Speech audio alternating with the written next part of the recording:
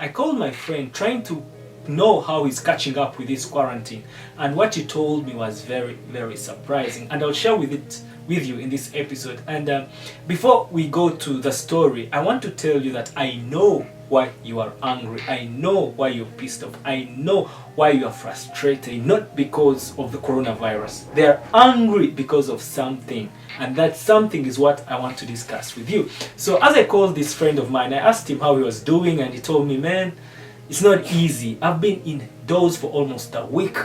I'm missing everything. The house has become too small for me. I feel I do not fit in. I told him, yeah, the way, it's a choice. You either go out and acquire the disease or keep indoors and help yourself. And it got me thinking that many out there are not scared, are not angry, are not bitter because of coronavirus. They're actually bitter because they have been deprived of their freedom.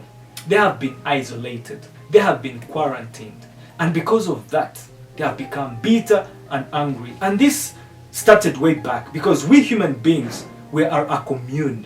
You know, we love being together. And let's take a look at the genesis. You know, me, I come from a big family of 8 siblings. So when I was born, I found already 6 siblings because I'm the 7th. That means it was already a family. If you're the firstborn in your family, that means you found your father and your mother and you came to be the 3rd. Then the 4th was brought, the 5th was brought. I don't know how big your family is, but it's from that family that we see a community. And from that community that we see a nation. And from a nation we see a region.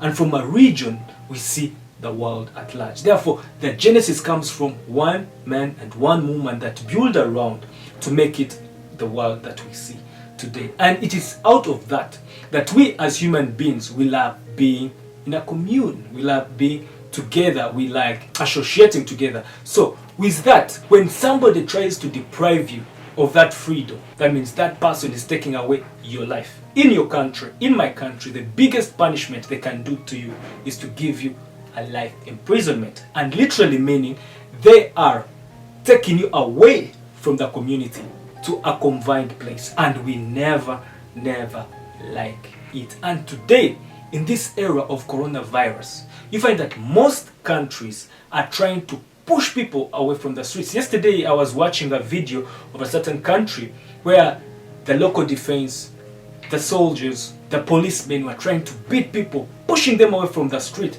telling them to go back to their homes. And another video, I don't know if you've watched it, where people are saying that His Excellency Putin, the president of Russia, has put over 500 lions on the streets of Russia to keep away people from big gatherings, people from going on streets, people from associating with each other, because they are trying to cut off the spread of this coronavirus that is eating up our communities today. And it's from that, we as human beings, we always want things to work out our way. It's always our will. We want to have this freedom to choose from bad and good. But let me tell you something, that we are never free at all. And it's out of that we need to invite in God's will so that He can be able to show us our intended purpose, to show us as to why He created us. And it's through His will that you and me can be saved. It's just like how the pot can ask the potter, why did you create me this way?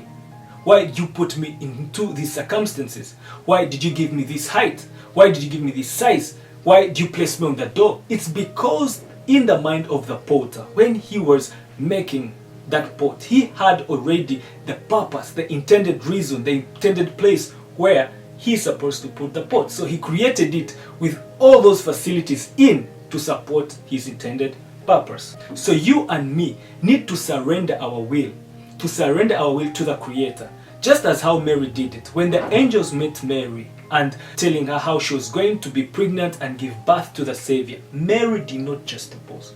She did not allow her own will, her own desires, her own freedom interfere with God's work. What she did, she became submissive. She allowed God's work to come and interfere with her life and let His will be done. And it's also reflected with Jesus when He was about to leave earth. He was so bitter and prayed unto the Lord so that He can be able to take away the cup from Him, because He was angry, He was bitter, He was frustrated. Later on, He asked the Lord not to take away the cup because He needed to drink from it. That means He literally let God's will manifest in His life. And you out there, we should allow His way to have in our life. And we have a choice. Each morning when we get up, we need to have a choice.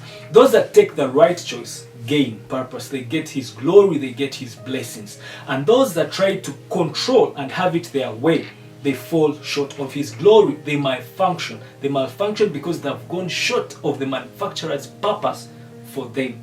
And it is through that you and me have to accept His glory, accept His will, and know that the circumstances we are going through are there because of a reason. We have to learn from them. We need to acknowledge them. We need to grow out of them. So stop praying for Him to take you out, rather than pray for Him to take you through, because it's out of the process that you and me become who we are, that you and me get to the purpose that He intends us to become.